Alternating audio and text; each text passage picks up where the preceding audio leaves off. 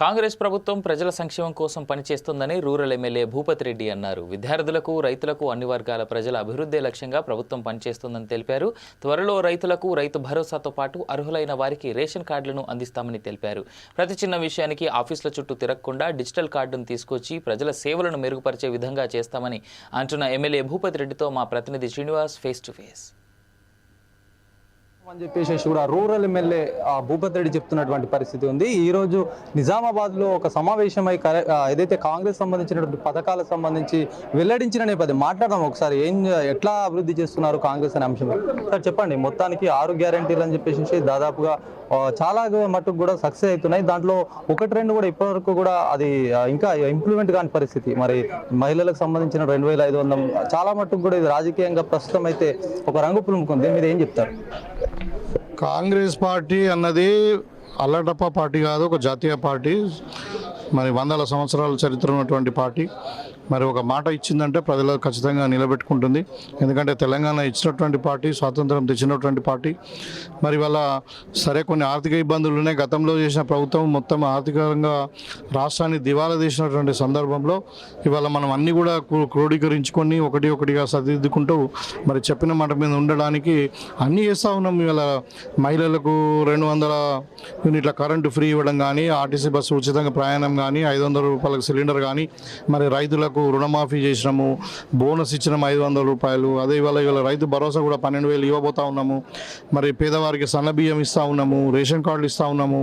So మహిళలకు మితిలేని రుణాలు ఒక దగ్గర 1,00,000 కోట్ల రూపాయలు, ఒకటి కాదు 1,00,000 కోట్ల రూపాయలు, 1 కోటి మంది మహిళలను మహిళా స్వశక్తి పేరు మీద వాళ్ళని ఆదుకోవడానికి చేస్తూ ఉన్నాం. ప్రతిపక్షాలు ఏదో మాట్లాడుతూ ఉంటే అది దానికి పసలేదు. అది ఇవాళ ఆల్రెడీ డిపాజిట్లు పోయినాయి టీఆర్ఎస్ వాళ్ళకు. మరి ఇంకా ఉనికి కోల్పోతూ ఉన్నారు కాబట్టి ఫ్రస్ట్రేషన్తో మతిస్థిమితం కోల్పోయి ఏదో అధికారం కోల్పోయిందని మాట్లాడుతూ ఉన్నారు. కానీ దాంట్లో నిజాలు లేవు.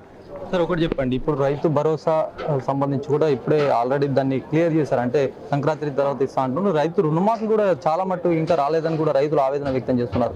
5వ విడతలో వాళ్ళకి ఏమైనా న్యాయం జరిగే అవకాశాలు ఉంటాయి? ఇప్పటి వరకు మేము 21 లక్షల మంది రైతులకు రుణమాఫీ చేసినాము. ఆ రోజు మేము 2 లక్షల లోపు ఉన్న వాళ్ళందరూ కూడా చేస్తామని చెప్పినాము. అందరు కూడా 2 లక్షల లోపు ఉన్న వాళ్ళకి అందరూ కూడా చేసినాం. అయితే ఇప్పుడు 2 లక్షల కంటే పైన ఉన్న రైతులు కొంతమంది మిగిలి ఉన్నారు. వాళ్ళు మరి బ్యాంకులో బ్యాలెన్స్ అమౌంట్ కడితే ఈ రుణమాఫీ రోజు కూడా తప్పకుండా ప్రభుత్వం ఆలోచిస్తుంది. నేను చెప్పిన కాడికి 21 లక్షల మందికి చేసినాం ఇవాళ. రైట్.